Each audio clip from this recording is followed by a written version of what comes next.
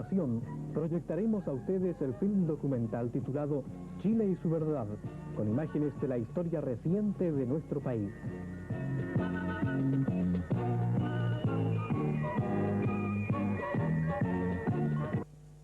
Narración Fernando James.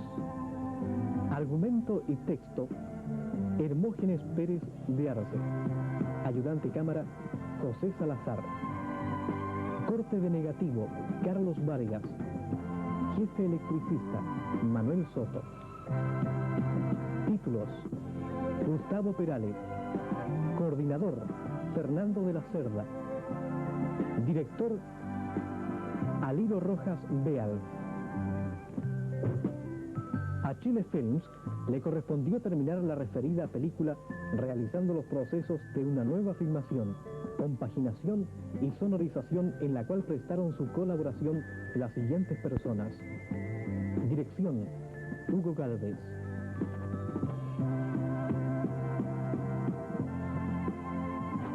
Coordinación: Eugenia Merina. Cámara: Eduardo Soto. Seferino Ursúa. Montaje y corte negativo: Alfonso Quiñones. Sonido: René Arias y Eduardo Nasta. Guión y texto: Hermógenes Pérez de Arce. Locución: Fernando James. Música: Chile eres tú, de Braulio Arenas y José Manuel Silva. Coro municipal dirigido por el señor José Manuel Silva. Agradecemos la colaboración de Instituto de Estudios Generales,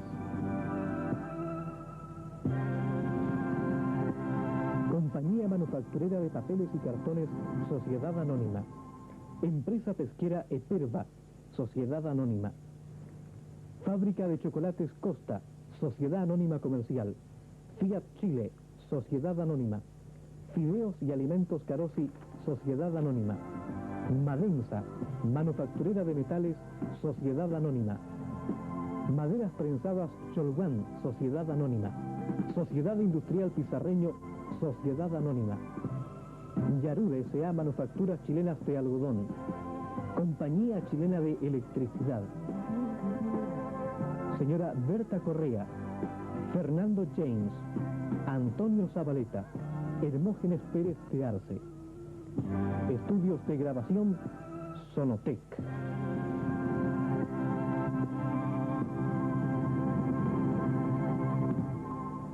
El deber moral que la patria le propone de instituir al gobierno realmente legítimo hacia una mayoría nacional, lo cual de por sí, ante Dios y ante la historia,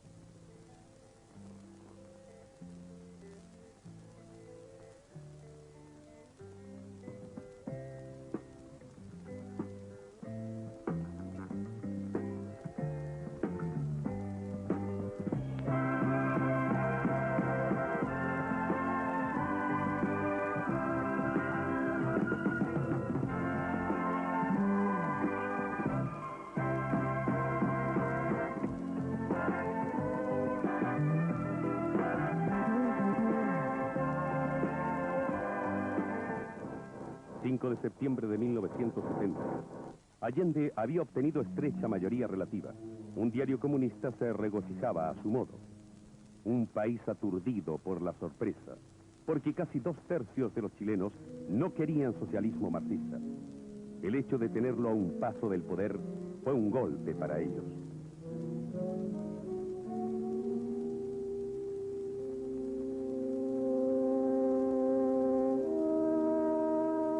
Las calles desiertas de la capital reflejaban el abatimiento de la mayoría.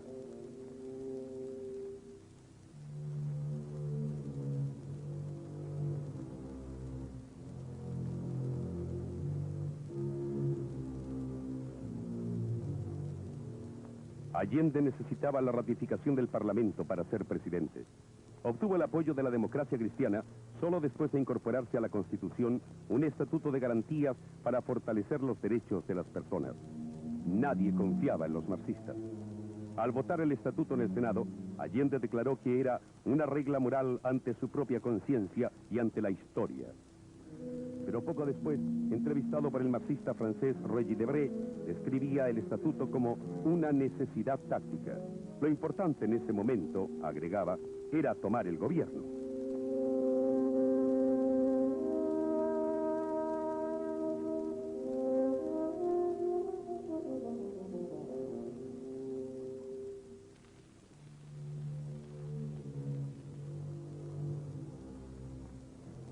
Pero muchos no creyeron en las promesas de Allende.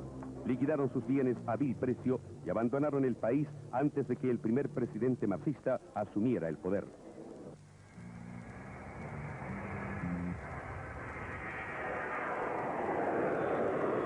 Un grupo civil quiso empujar a las Fuerzas Armadas a bloquear el ascenso de Allende. Intentaron secuestrar al comandante en jefe del ejército, general René Schneider. Este fue muerto al resistirse al secuestro.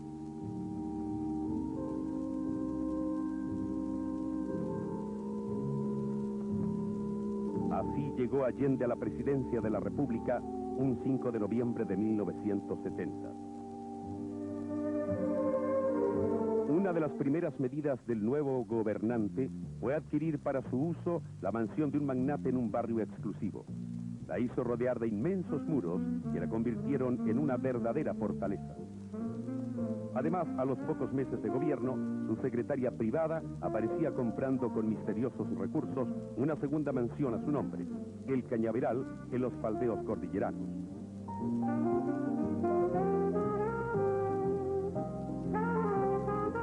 La amistad de Allende con el magnate de la prensa sensacionalista y pornográfica, Darío Samarí, alias Volpone, convirtió la ostentosa casa de este en San José de Maipo en otro lugar favorito de Allende. A cambio de su incondicionalidad, Samarí gozó de exclusivos privilegios tributarios, entre ellos un decreto de liberación de derechos para internar bienes de capital que lo benefició exclusivamente a él. Pese al Estatuto de Garantías, a las 2 semanas de gobierno ya el país comenzó a vivir en un clima de violencia en lugar de la prometida legalidad. 5.700 viviendas habían sido ocupadas por la fuerza ya el 24 de noviembre del año 70. Más de 1.000 predios agrícolas corrieron la misma suerte en los meses que siguieron. Al cuerpo de carabineros no se le permitía actuar contra los usurpadores y en cambio se le ordenó frecuentemente reprimir a quienes pretendieron defender sus derechos usando la fuerza contra la fuerza. Un carabinero que usó su arma de servicio contra un ocupante ilegal fue sometido, según palabras del propio Allende, a sumario con mayúsculas. Hubo, por tanto, violencia frecuente entre civiles que defendían sus derechos y otros que pretendían arrebatárselos por la fuerza, secuestrar a sus familias o robar animales y siembras. La policía no podía intervenir. Este clima se extendió por todo el territorio. Las víctimas iban quedando en el camino.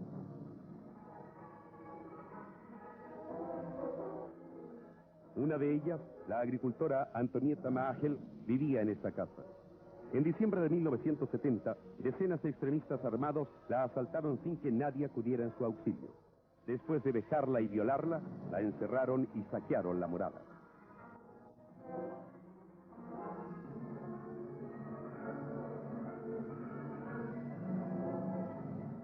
Desde esta ventana, la desesperada mujer miró por última vez lo que era suyo y se quitó la vida mientras el saqueo proseguía.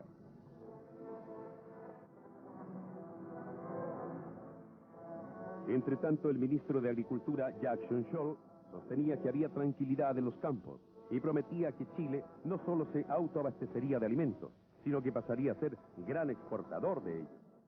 Los campesinos en un comienzo creyeron cuando él les decía que la tierra sería de los que la trabajaban. Al mismo tiempo, el armamentismo ilegal comenzó a organizarse con toda impudicia e incluso bajo el disimulado amparo del gobierno. El comandante Pepe, jefe del MIR en Panguipulli, lo declaraba así en entrevista de televisión transmitida por el Canal 13 de Santiago. Pese a que los tribunales despacharon contra él órdenes de aprehensión por sus asaltos a mano armada, el ministro del Interior, José Toá, encargado por la ley de hacer cumplir esas órdenes, hacía caso omiso de ellas. Con ocasión de su visita a Panguipulli, el comandante Pepe, encargado reo y con orden de detención pendiente, lo fue a despedir en persona. Cerca de él había incluso un carabinero. Interpelado otro ministro de Allende sobre el armamentismo ilegal, declaraba: se habla de un comandante Pepe y de un fondo donde existiría una escuela de guerrillas, pero no podemos hacer nada porque no se nos indica qué fondo es. Un diputado socialista, Pedro Jáuregui, que confirmó las denuncias de la oposición sobre grupos armados y los acusó de violencias y ofendido de sus derechos por la directiva del partido, en el cual militaba también el propio Allende.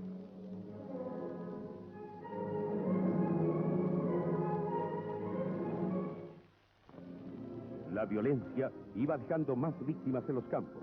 Las balas cegaron las vidas del joven Juan Villalonco, ultimado por elementos marxistas, el pequeño agricultor Rolando Matus, que defendía a un vecino contra una banda armada, del capataz Domingo Soto, que quiso atravesar un cerco de ocupantes ilegales para llegar a su casa, del universitario ministra Jorge Fernández, a quien le estalló una granada en el bolsillo mientras hacía trabajos voluntarios en el sur, del enólogo Gilberto González, asesinado por un grupo milista que asaltó su casa en Rancagua, y de muchos otros. Escenas como estas se hicieron frecuentes en los campos chilenos. Los carabineros tenían prohibición de actuar, salvo para impedir la autodefensa de los asaltados.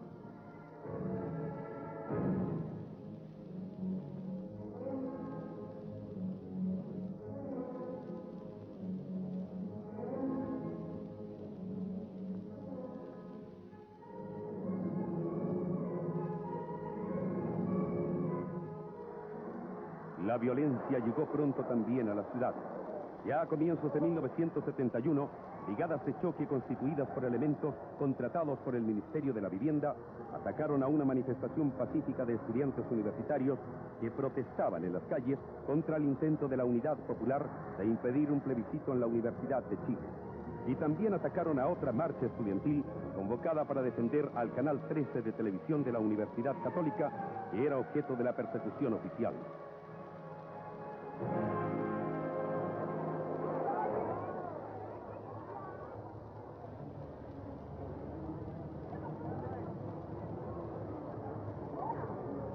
Hubo violentos enfrentamientos en las calles con numerosos estudiantes heridos.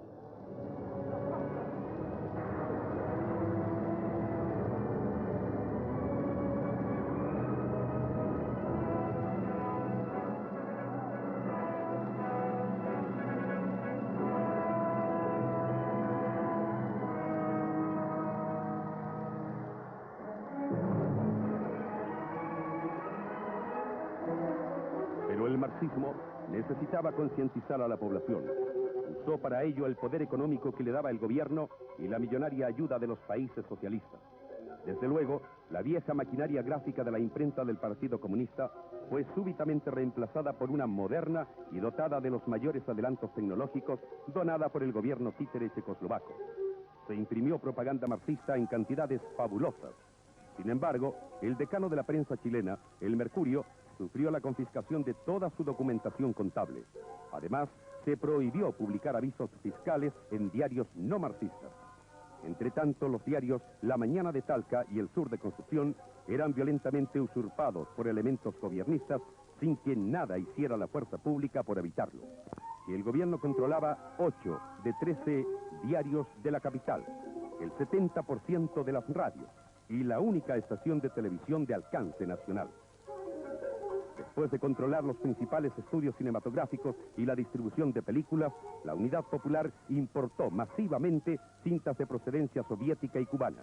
Directamente desde Moscú o a través de La Habana, se transmitía el mensaje de violencia y fanatismo que el Kremlin había diseñado para convertir a Chile en otro satélite. Estos noticiarios de propaganda que se encontraron en la residencia presidencial de Tomás Moro muestran el empleo de armamento similar al que repartían los grupos gobiernistas a sus bases.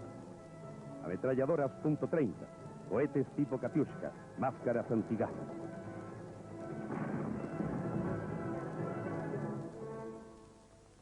En estos noticiarios cubanos se hacía también la apología de la violencia física y la destrucción del adversario.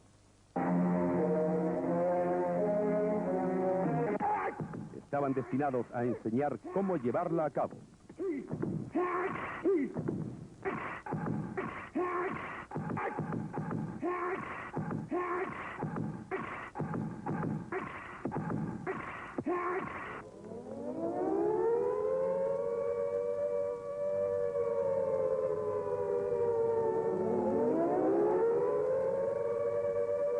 Esta juventud estudiantil estará dispuesta, cuando le reclame cualquier causa, a seguir el camino de tantos cubanos.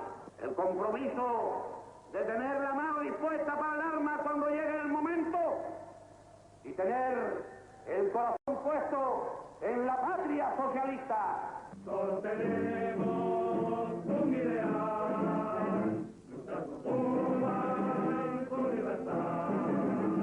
No somos uno, no somos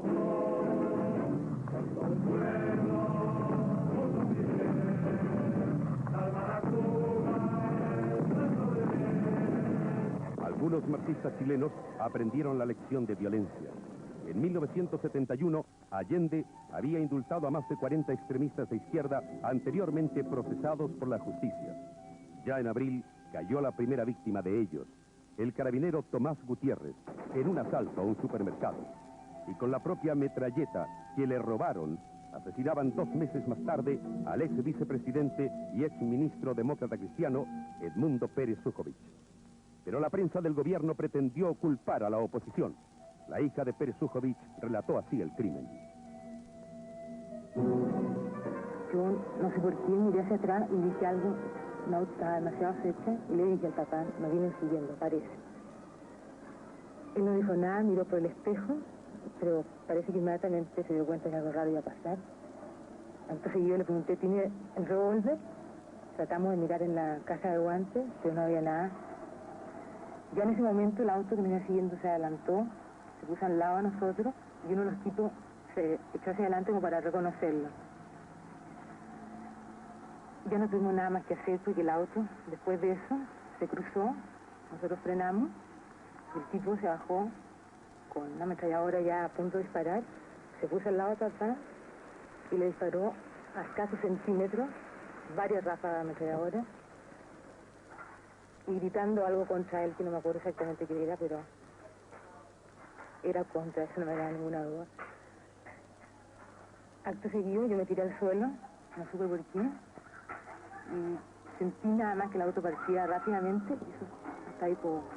No sé si cuáles fueron mis impresiones. Pero los lazos del director de investigaciones, Eduardo Paredes, con los asesinos, fueron acreditados en el propio Congreso Nacional. Esto obligó a Paredes, que inicialmente había protegido a los asesinos, a procurar callarlos por todos los medios. 2 de ellos fueron muertos antes de ser capturados. Un tercero escapó. El gobierno quiso tender una cortina de humo y fabricó apresuradamente un complot de la oposición, diciendo que el asesinato de Pérez Sujovic era parte de él. El 12 de julio, el ministro del Interior, José Toá, declaró: la Armada nos ha hecho llegar documentos relacionados con el barco Puelche y fotografías aéreas del mismo cuando sus tripulantes procedían a lanzar bultos al mar. Pero mentía. He aquí la verdad.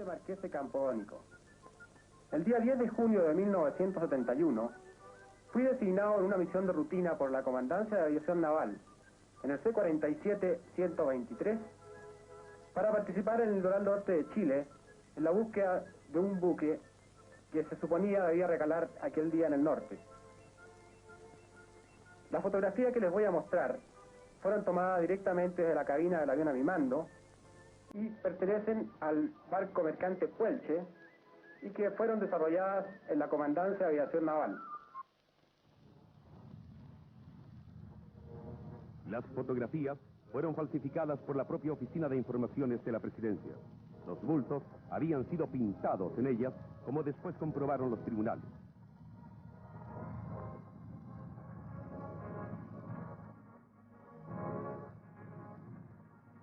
El restante asesino de Pérez Sujovic, Heriberto Salazar, sabiéndose condenado a muerte por sus camaradas, quiso vengarse de Paredes, que los había traicionado, y perpetró un solitario asalto a investigaciones en su busca. En la batalla mató a 3 detectives. Luego hizo estallar una carga de dinamita que llevaba consigo y que lo despedazó en la puerta del cuartel.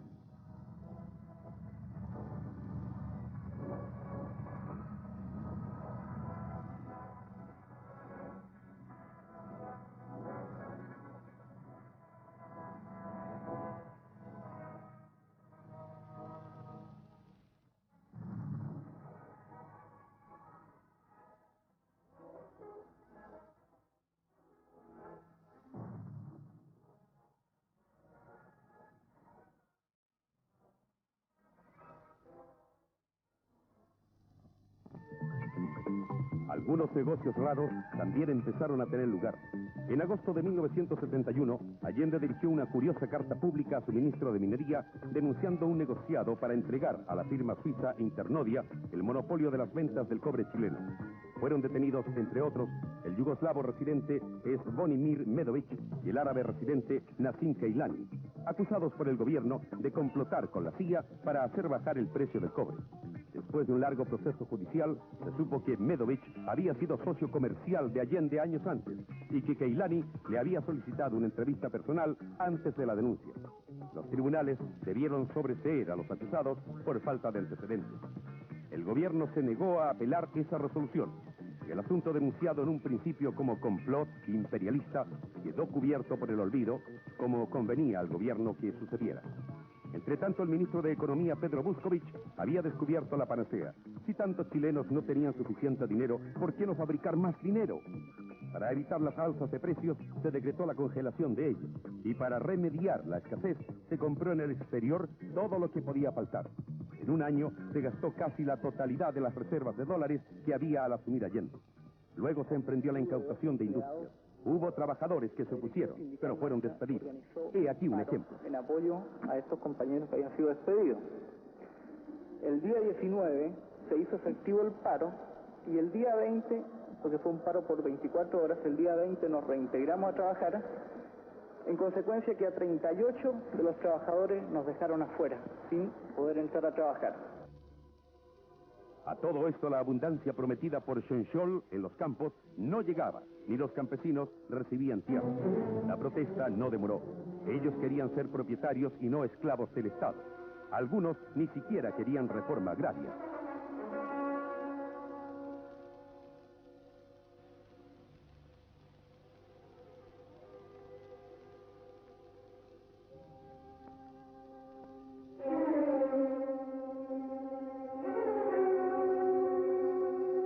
La violencia arreciaba.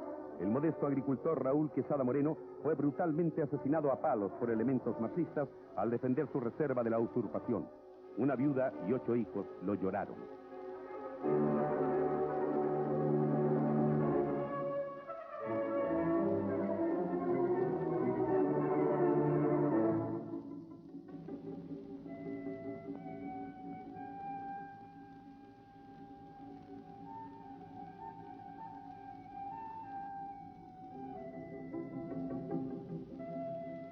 La escasez de alimentos llegó pronto a las ciudades. Aparecieron las colas para adquirir artículos esenciales. Un humorista comentó a fines de 1971 que el tránsito al socialismo había que hacerlo en fila india. En ese clima de violencia y escasez, llegó de visita a Chile el primer ministro de Cuba, Fidel Castro.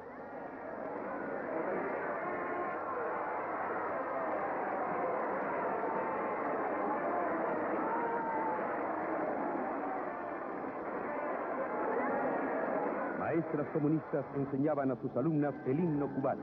Las banderas chilenas no se veían por ninguna parte. Castro pidió una. Solo las había soviéticas y cubanas.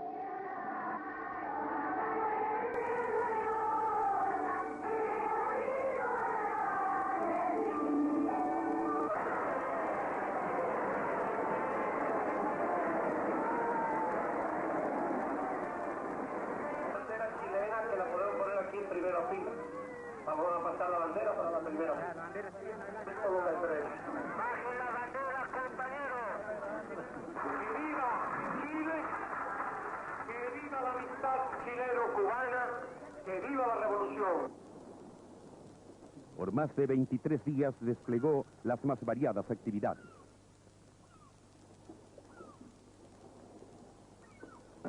Porque esta delegación y todos nosotros parecíamos niños de 12 años en las costas del Pacífico.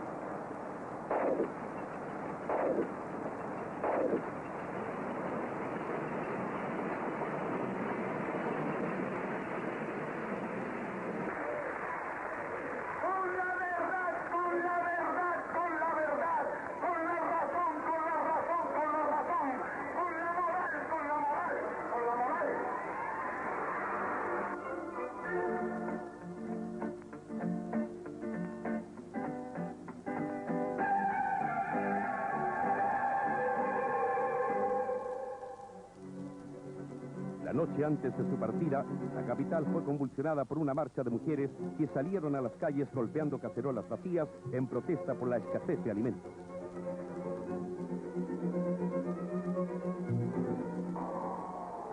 Pero el gobierno desató contra ellas la represión más violenta, a la cual añadió la agresión de sus brigadas civiles de choque.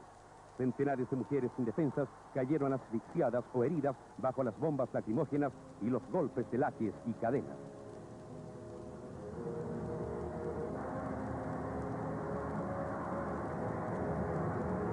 Una de ellas, Marta Ortiz Maldonado, salvajemente golpeada por los comunistas esa noche, estuvo al borde de la muerte. Las lesiones cerebrales sufridas le provocaron afasia. Tuvo que aprender a hablar nuevamente y aún hoy lo hace con dificultad.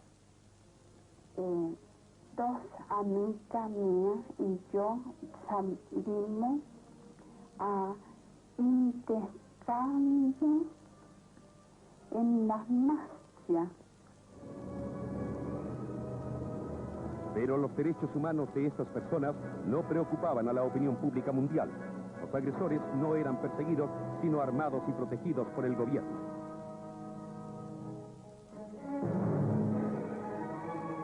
La marcha de las cacerolas fue una chispa que encendió el descontento latente.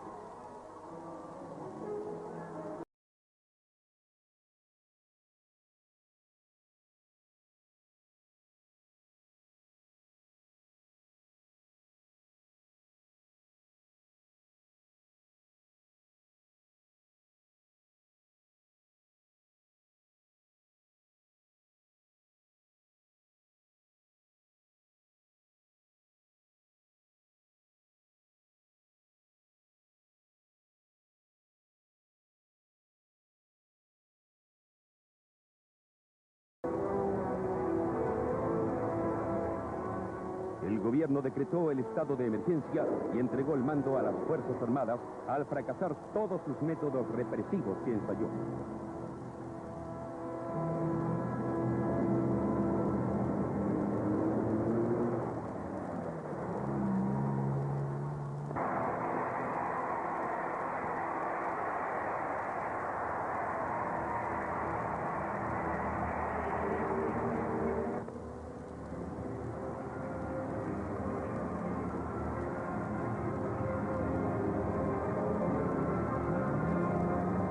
Fuerzas Armadas tuvieron que restablecer el orden.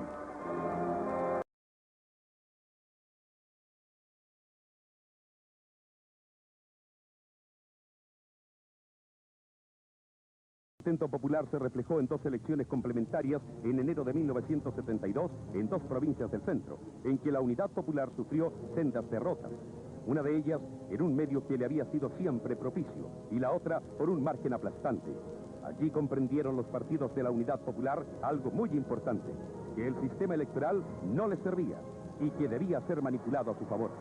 En abril de 1972 tuvo lugar una concentración masiva de toda la oposición a Allende, que reunió a la mayor cantidad de chilenos vista hasta entonces en Santiago. La mención del nombre del presidente provocó una rechifla que se prolongó por largos minutos y que dio otro testimonio de la impopularidad del gobernante. La vía violenta era perfeccionada constantemente por Allende. Gracias a la diligencia de un funcionario de aduanas, se descubrió el 11 de marzo de 1972 que un avión de Cubana de Aviación había desembarcado ocultamente 13 grandes cajas junto a una puerta de acceso del aeropuerto de Pudahuel. Ellas fueron llevadas por vehículos de investigaciones a la residencia presidencial de Tomás Moro. El director de aquel servicio y el ministro del Interior, Hernán del Canto, impidieron personalmente que los bultos fueran revisados por la aduana. El gobierno, a través del subsecretario del Ministerio del Interior, Daniel Vergara, dio distintas versiones sobre su contenido. Finalmente, Allende reconoció, ante un requerimiento de la Contraloría, que los bultos los tenía él y que oportunamente daría a conocer su contenido, pero nunca lo hizo. Solo en septiembre de 1973, en el domicilio del director de investigaciones, Eduardo Paredes, la policía encontró finalmente las listas descriptivas del contenido de los bultos cubanos: ametralladoras, pistolas, bazucas y municiones. Una vez más, el presidente había engañado al pueblo.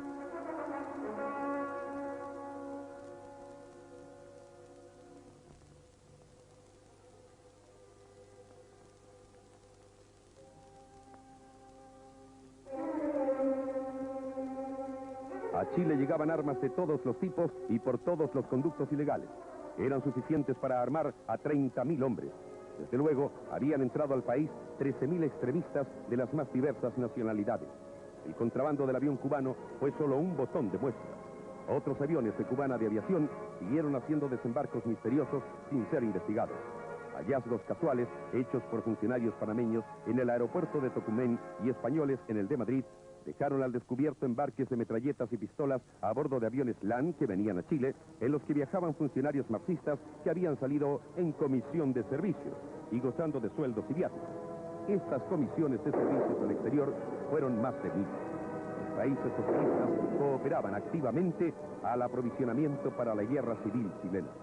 A mediados de 1972, una desconcertada dueña de casa de Talcahuano escribía a un periodista relatándole que había adquirido de un funcionario de la Unidad Popular, en el mercado negro, por supuesto, un saco de azúcar desembarcado de una nave rusa atracada allí, y que al vaciarlo había encontrado una metralleta.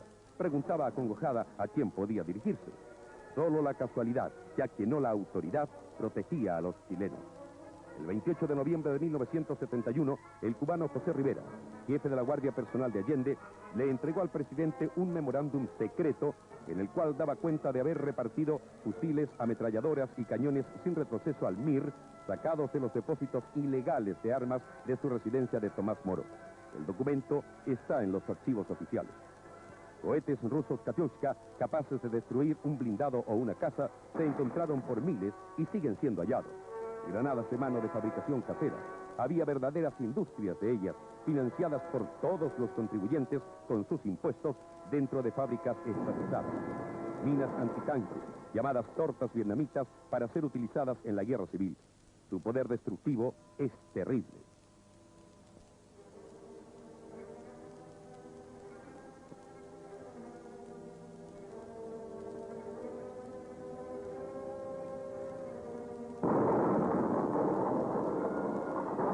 Obraba mientras se predicaba contra la guerra civil.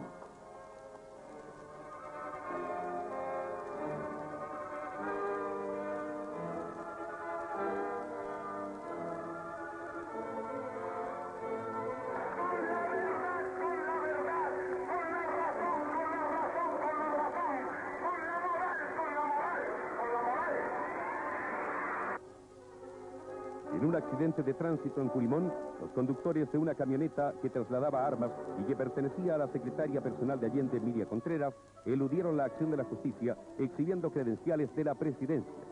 Otro hallazgo casual, a raíz de un accidente de tránsito en Avenida Vicuña Maquena de Santiago, arrojó más evidencias del reparto masivo de armas. En el Parlamento se dio a conocer una larga lista de militantes y jefes del Partido Socialista que en el día del accidente habían recibido o debían recibir sus respectivos fusiles y metralletas. Estas armas tenían como fin matar a otros chilenos. El 23 de mayo de 1972, el propietario de un frigorífico ocupado por militantes socialistas en el MIR fue baleado por la espalda. Así relatan sus hijos el trágico episodio. Entre ellos un exiliado político que hacía clase de extremismo en General Insa, muy próximo aquí. Desde ese momento de que fue tomado el frigorífico, estuvimos constantemente haciendo contactos para ubicar a Alfredo Añañán, director de investigación en aquella época, con la finalidad de que se autorizara al técnico para que le permitiera el ingreso al frigorífico a tomar control de las máquinas, ya que estas trabajan con gas de amoníaco y corría el riesgo de que se paralizara la bomba de agua y siguieran funcionando los compresores, lo cual era un eminente riesgo de explosión y era la mayor preocupación nuestra. Y en el momento preciso que nosotros entramos ya se empezaron a producir los disparos. Nosotros nos refugiamos hacia un costado. Mi padre entró inmediatamente a encender las luces, que en ese momento estaban apagadas, y a paralizar las máquinas. Después de que se apaciguó un poco la balacera, sentí unos balazos aquí en el callejón, me vine acercando hacia aquí, hacia el callejón, y vi que venía mi padre con la mano aquí en el hombro. Me acerqué donde él, le pregunté qué tenía y me dijo que no tenía nada, que era solamente un golpe. Al salir ya hacia afuera del frigorífico, camino a Melipilla, se me cayó en los hombros y vi que sangraba por aquí y aquí en el hombro. De ahí lo subimos a un auto y lo llevamos al hospital Barros Luco, en el cual 20 minutos después falleció a causa de una anemia aguda, por causa de tenía 3 balas, una en el brazo y 2 aquí debajo de la tetilla. Un obrero pasajero de un taxibús fue asesinado por un miembro del aparato armado socialista a raíz de una discusión derivada de un accidente del tránsito. El asesino, Luis Benavente, viajaba en un vehículo con transmisor de radio, a través del cual, desde el lugar de los hechos, se comunicó con el director de investigaciones, Eduardo Paredes, quien le aconsejó no decir nada a la policía. Pero esta conversación fue grabada casualmente por un radioaficionado y dada a conocer por el parlamentario Víctor García en el Senado.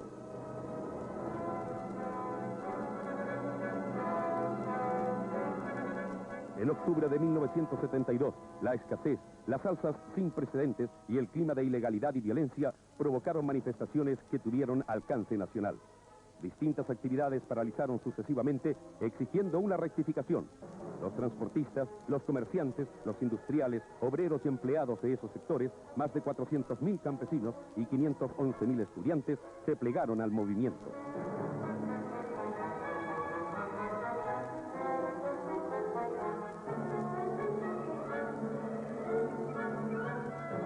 El 16 de octubre, destacados políticos de oposición hacían terminantes declaraciones. El gobierno está colocado definitivamente en la ilegalidad, declaró el senador Francisco Bulnes del Partido Nacional. El presidente Allende ha quebrado el régimen legal del país, señaló Américo Acuña, senador de la izquierda radical. El senador demócrata cristiano Patricio Elwin expresó que Allende estaba llevando a cabo en Chile una farsa democrática. Julio Durán, senador de la democracia radical, decía textualmente: Allende se ha salido de la constitución política.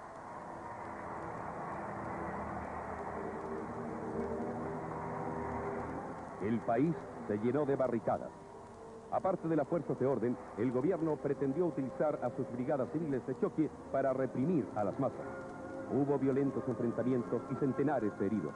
Los municipios controlados por los nazistas lanzaron sus camiones contra los manifestantes. Desde ellos, los milicianos socialistas, comunistas y del MIR, en más de una ocasión, dispararon armas de fuego.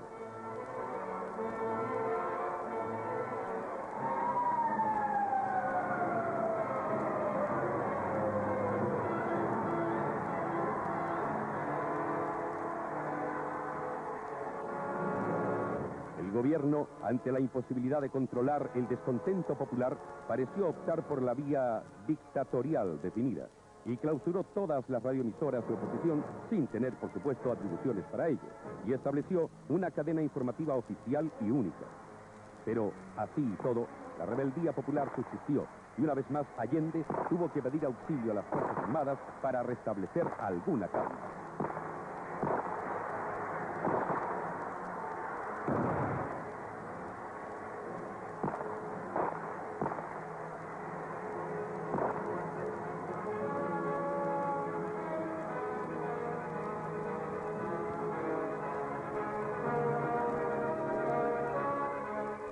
La incorporación de las Fuerzas Armadas al gabinete permitió poner término a la huelga general que paralizaba el país. Aquellas mantuvieron la paz interna hasta la celebración de los comicios parlamentarios de 1973. Para aminorar su derrota, el gobierno se valió de un fraude electoral preparado con mucha anticipación y cuidadosamente por funcionarios comunistas desde cargos claves de la Dirección de Registro Civil.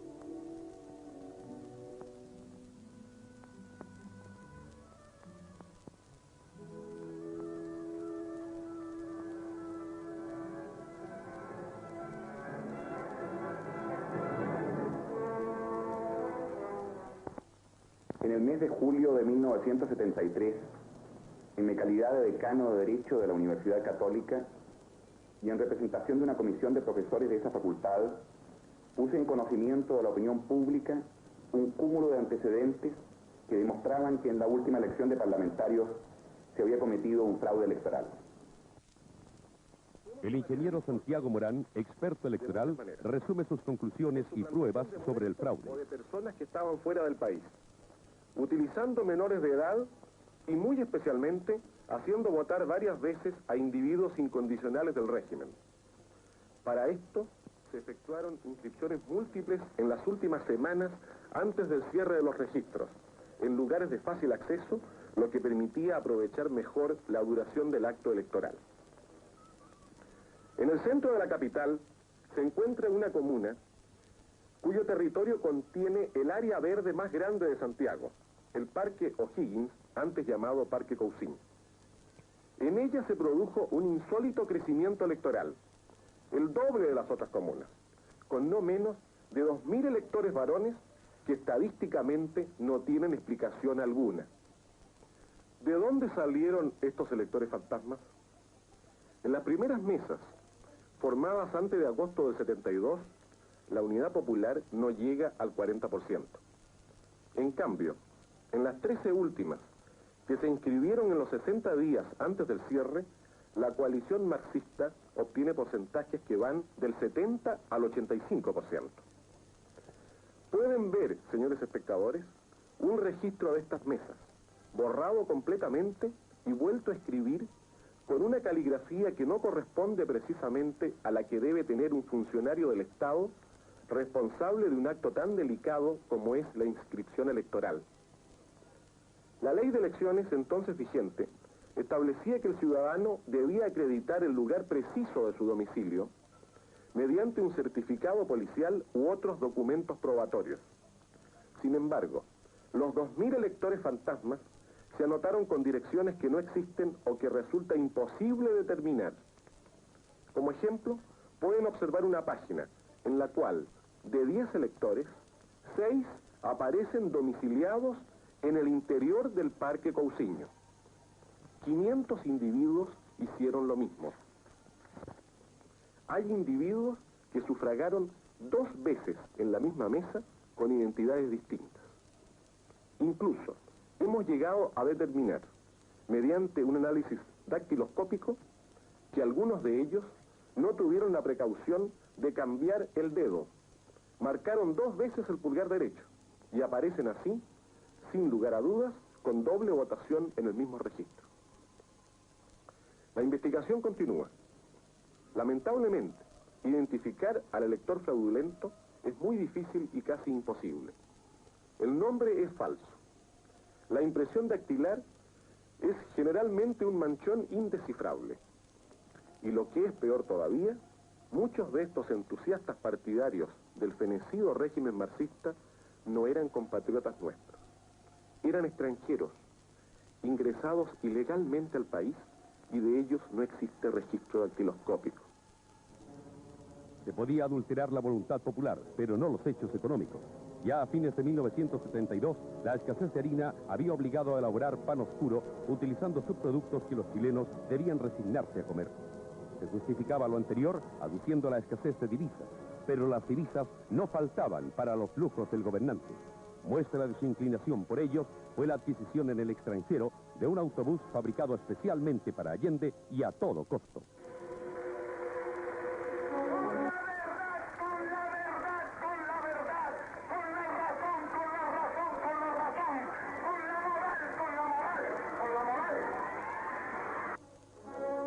El armamentismo de izquierda cobraba nuevas víctimas. A comienzos de 1973 fueron acribillados 2 miembros de la Juventud Demócrata Cristiana de la Reina que custodiaban una propiedad amenazada de ocupación ilegal. Los asesinos obtuvieron la inmediata protección del intendente de Santiago, Jaime Faibovich. En un intento de saqueo de una distribuidora de alimentos, 5 carabineros resultaron heridos. Los de libre información desesperaban al gobierno. Al aparecer el Canal 6 de televisión de la Universidad de Chile, no controlado por él y que había sido trabajosamente instalado con precarios medios por técnicos universitarios, envió a la policía a destruirlo y contrariando todas las normas jurídicas.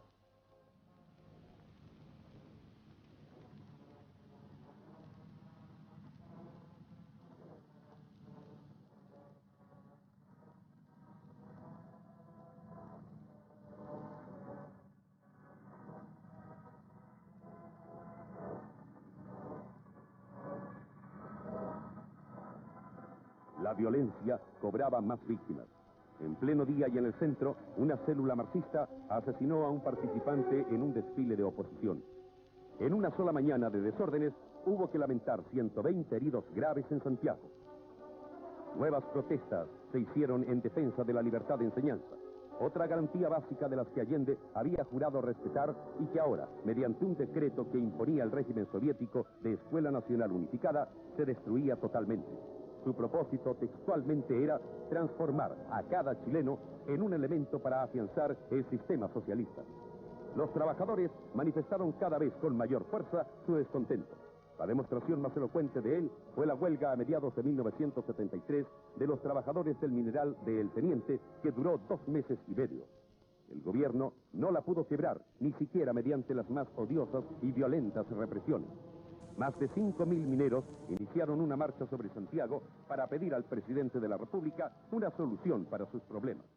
El gobierno, que se autoproclamaba de los trabajadores, por toda respuesta, dio la orden al cuerpo de carabineros, tras el cual se escudaba ya casi constantemente para ocultar su debilidad, de detener a los mineros por la fuerza en el puente sobre el río Maipo.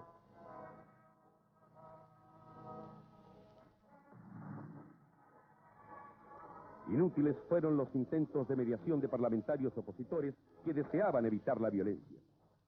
El intendente de Santiago, Julio Estuardo, ordenó proceder con la mayor energía contra los trabajadores.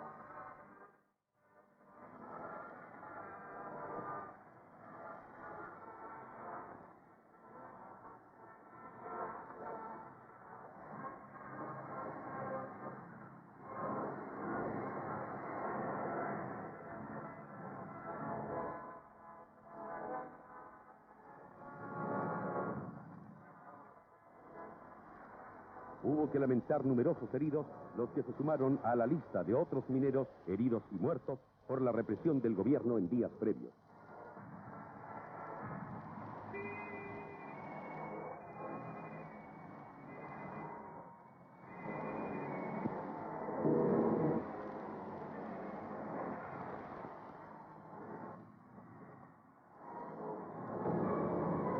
En horas de la noche, miles de trabajadores vadearon el río y lograron llegar a Santiago al día siguiente. La Universidad Católica les brindó asilo contra la persecución del gobierno y de sus cuerpos de choque.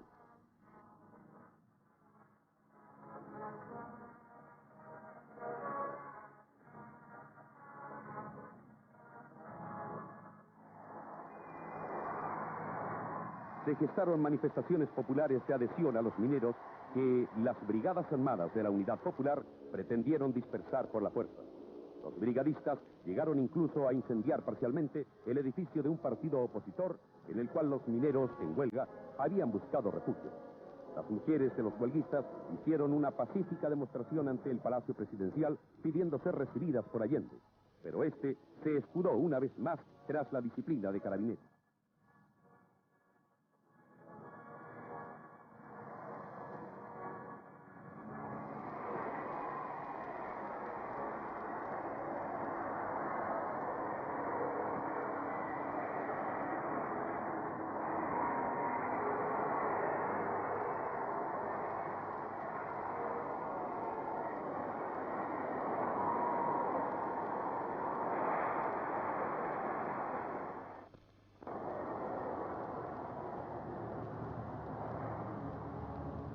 La violencia callejera se hacía cada vez mayor, como consecuencia del descontento popular. Las víctimas fueron numerosas.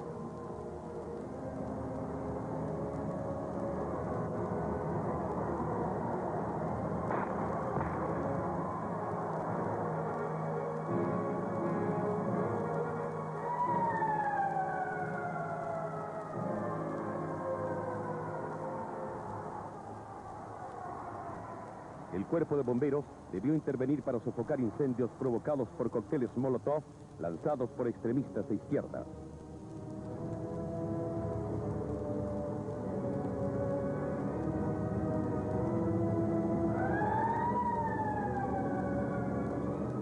Sabiéndose fuera de la Constitución, Allende ya ni siquiera se atrevía a decretar el estado de emergencia, pues ello habría dado a las Fuerzas Armadas el control del país, y no quería correr el riesgo de que ellas desarmaran y desmantelaran el ejército revolucionario ilegal que socialistas, comunistas y la izquierda marxista en general habían ido reclutando y equipando tan secreta como concienzudamente.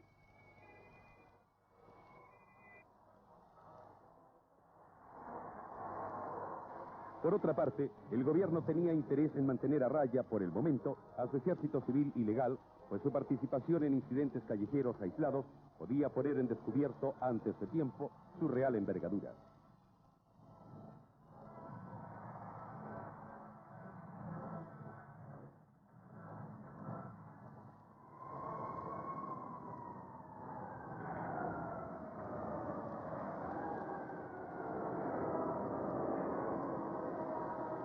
Sin embargo, comenzaron a aparecer cada vez con mayor frecuencia elementos con armas de fuego que intervenían contra los manifestantes de oposición.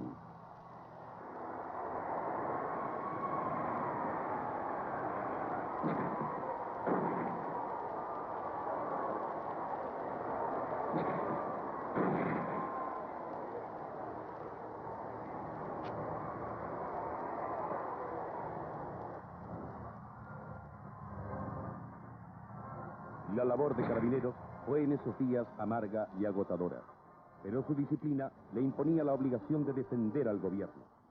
La ciudad de Santiago, como otras del país, se convirtió en un campo de batalla saturado de gases lacrimógenos, pedradas y disparos. Nadie podía sentirse ya a salvo en las calles a ninguna hora del día.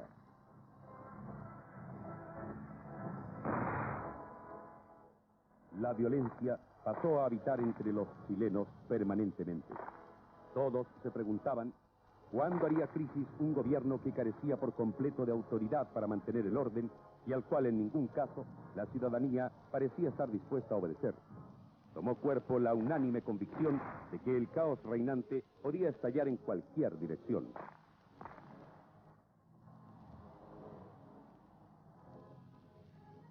Un anticipo del desenlace inevitable tuvo lugar el 29 de junio de 1973. Varios tanques de una unidad blindada rodearon el Palacio de la Moneda e hicieron algunos disparos.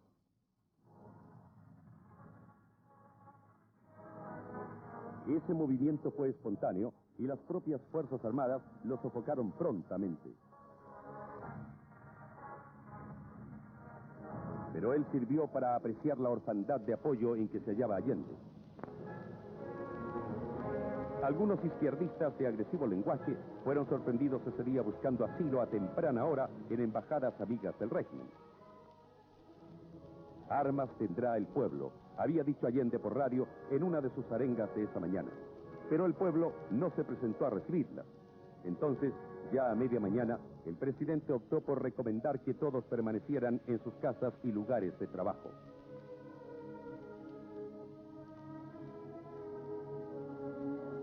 La quiebra de la juridicidad había llegado a un límite insostenible.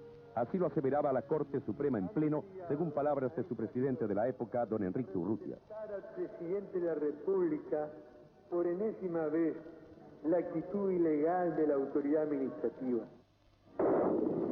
Y el Contralor General de la República, Héctor Humérez, decía: con quien habla, le manifestó que tenía temor que la Corte Suprema de Justicia, frente a un requerimiento, dijese que la reforma era inconstitucional. Y que el Poder Legislativo tampoco podía obtener nada por la vía del veto porque ya había ejercitado el derecho. Que no le quedaba otro recurso que la promulgación parcial que él pretendía obtener de la Contraloría. Y me señaló el peligro que al ser devuelto este documento por Contraloría fuese el detonante que acarrease un golpe de Estado. Porque las Fuerzas Armadas se iban a convencer de que él estaba actuando fuera de la Constitución y fuera de la ley. Un nuevo paro nacional comenzó a fines de junio de 1973. Los comisarios comunistas y socialistas fueron enviados a descerrajar establecimientos, pero ellos tropezaron con la violenta oposición del público. Nuevamente los carabineros fueron enviados a cumplir su amarga misión.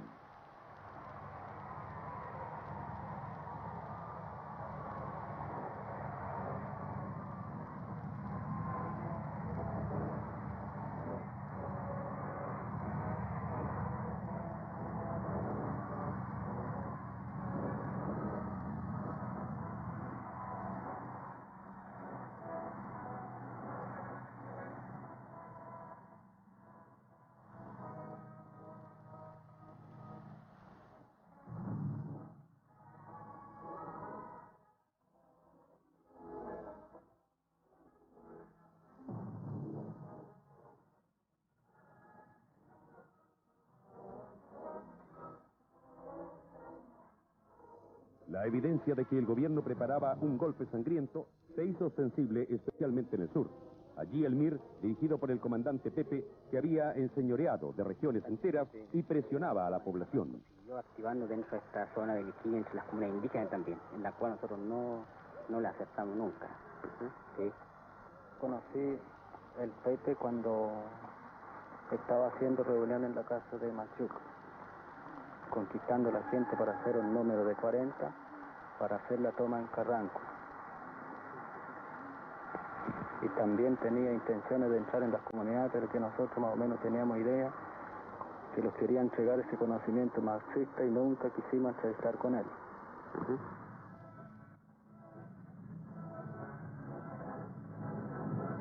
En los días siguientes al 11 de septiembre de 1973, fueron descubiertos enormes arsenales ocultos que no podían tener otra finalidad que servir para una guerra civil en gran escala. Las escenas que vemos corresponden al propio momento en que se excava en busca de armamento guerrillero y son hallados pertrechos perfectamente acondicionados en su escondrijo subterráneo.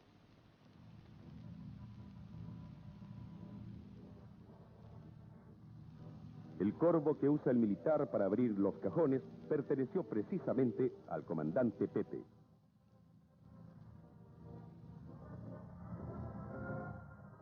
Los cajones de granadas estaban a punto para ser abiertos y usados cuando se diera la orden para iniciar la toma del poder por la vía armada por parte del marxismo.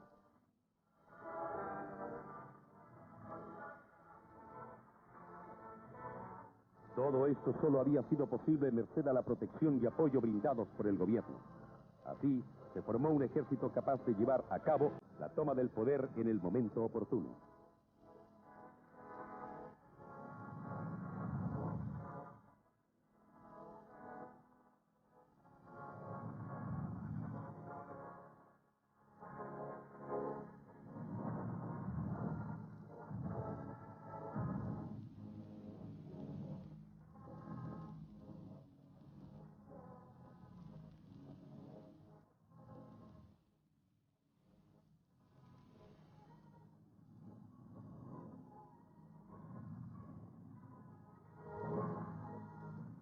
El 22 de agosto de 1973, la Cámara de Diputados, en trascendental acuerdo aprobado por 81 votos contra 48, proclamaba la ilegitimidad del gobierno.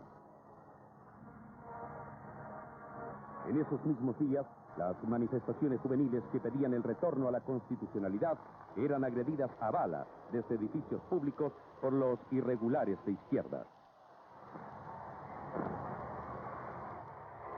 Frente al Congreso Nacional, en un edificio de la Corpo, funcionarios marxistas diezmaron con armas largas a manifestantes desarmados.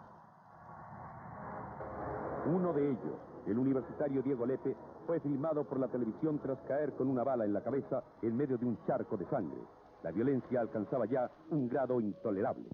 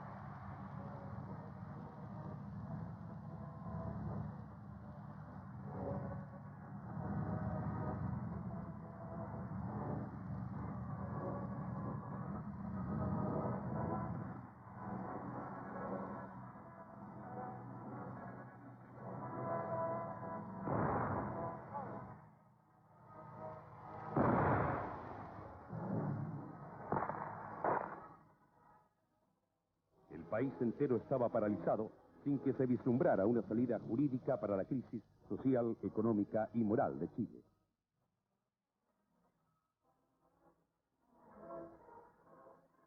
Mediante desesperadas acciones, el gobierno intentaba quiebrar la huelga, pero sin lograrlo.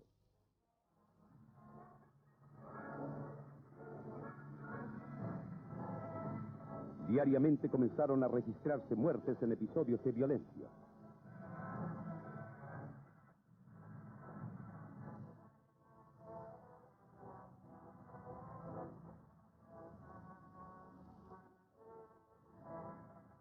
El camionero Mario Montuschi recibió una bala en la espalda durante una acción represiva ordenada por el gobierno.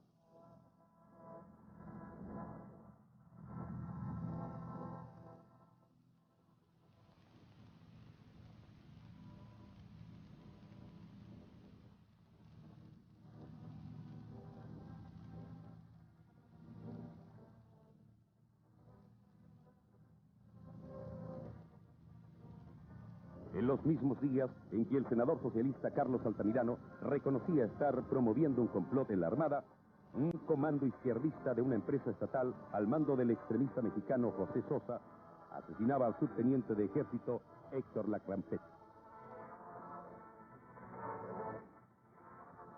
Queriendo capitalizar en su favor el clima de anarquía, Allende hizo visibles esfuerzos por descabezar a las Fuerzas Armadas y así conseguir el poder total.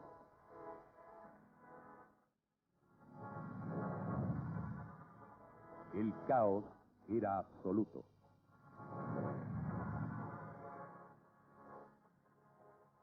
Pero el pueblo hacía ya la que se llamó la última cola. reuniendo firmas para pedir la renuncia de Allende, única salida para la gran crisis nacional. Una multitudinaria manifestación de mujeres pidió a Allende a comienzos de septiembre que entregara el gobierno a quien pudiera evitar la inminente guerra civil.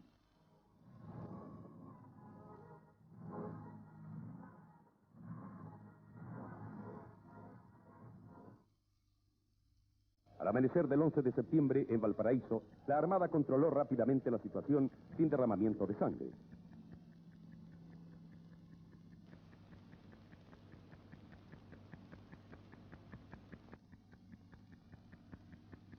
En Santiago, el cuerpo de carabineros tomó el control de servicios claves, mientras en el centro de la capital, sus efectivos cooperaban con los del Ejército y la Fuerza Aérea para eliminar la breve, aunque encarnizada, resistencia armada de los irregulares marxistas.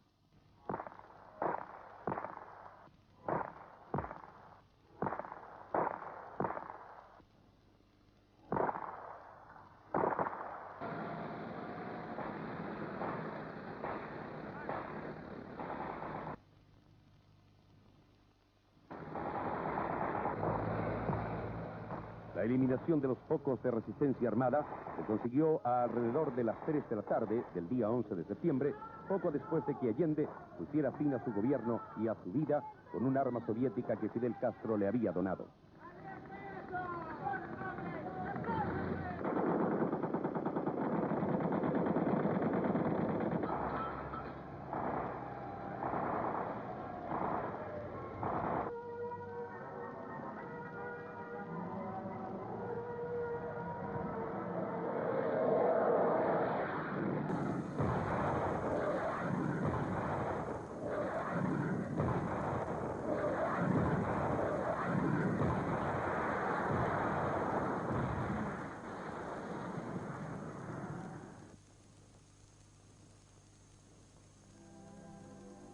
En pocos días, las actividades nacionales se normalizaron.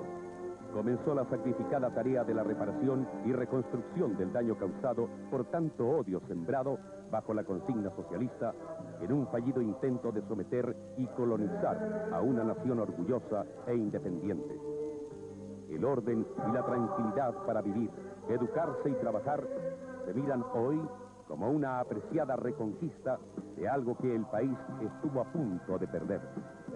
Conscientes de nuestra independencia recuperada, estamos restañando viejas heridas, olvidando divisionismos pretéritos y trabajando sacrificadamente para volver a ser una gran nación.